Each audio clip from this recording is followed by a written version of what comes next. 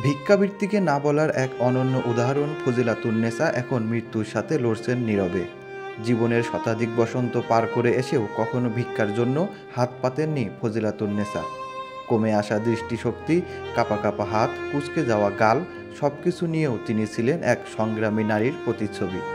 তবুও আজ তিনি নিস্তব্ধ, অসুস্থ শরীরে পড়ে আছেন বিছানায়।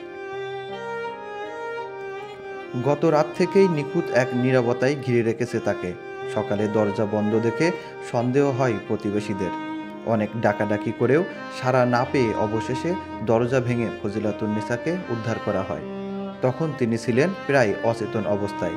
কোনো ক্রমে তাকে খাবার খাওয়ানোর চেষ্টা করা হয়, কিন্তু তারপর থেকেই তার আর কোনো সাড়া শব্দ নেই।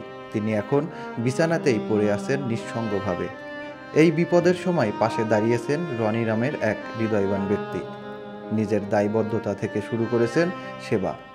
তবে একজন শত আয়ু নারীর শারীরিক অবস্থার উন্নতির জন্য শুধুই মানবিক উদ্যোগ যথেষ্ট নয়, প্রয়োজন চিকিৎসা সহায়তা ও সামাজিক দায়িত্ববোধ। কোনো আওয়াজ দরজা লাগানো ছিল, নিচে পড়ে শুয়ে রয়েছে। পরে আসলে আমরা আইয়া দরজা খুললা উপরে তুললাম।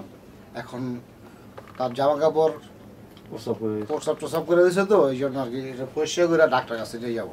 আমি একটা মানুষ সুস্থ হয়ে এটা আমরা চাই। তো একটা মানুষ দাঁড়াইলে একটা মানুষের জন্যই তো মানুষ, তো মানুষের সেবায় মানুষ আসবো, সমস্যা নেই তো আমাদের। এক সময়ে এই বৃদ্ধা ছিলেন এলাকার নানির মতো। স্থানীয়রা ভালোবেসে ডাকতেন নানি নামে। তার কাছে বসে গল্প শুনতেন, শিখতেন জীবনের পাঠ। তিনি ছিলেন কর্মের মাধ্যমে আত্মসম্মান বজায় রাখার এক দৃষ্টান্ত। এক ফোঁটা সাহায্য না চেয়ে দুই হাতে কাজ করে চালিয়ে গেছেন নিজের জীবন। ডাক্তার কাছে যাইবা না? কে কানে কম শোনো, চলো ডাক্তার কাছে নিয়ে যাই। ডাক্তারের কাছে যাইবা? হ্যাঁ হ্যাঁ, আচ্ছা ঠিক আছে, একটু পরে নিয়ে যাচ্ছি তোমারে। আজ সেই নানি নিঃসঙ্গ, নীরব। বন্ধ পড়ে আছে উপার্জনের একমাত্র অবলম্বন, তার ছোট্ট কাজে ব্যবহৃত জিনিসগুলো। জীবনের এই সন্ধিক্ষণে তার পাশে প্রয়োজন সবার সহানুভূতি, ভালোবাসা ও সহযোগিতা। এখানে একজন মুরব্বী ব্যবসা করতে, এখানে দোকান সাজাইছে, এই মাল সামান রাখে এই জায়গায়। অনেক দিন থেকে এখানে বেচা কেনা করতো, এখন আর চলতে পারে না, অসব হয়ে গেছে। এখন উনি একবারে বিছনে পড়া, বিছনে পড়া আছে।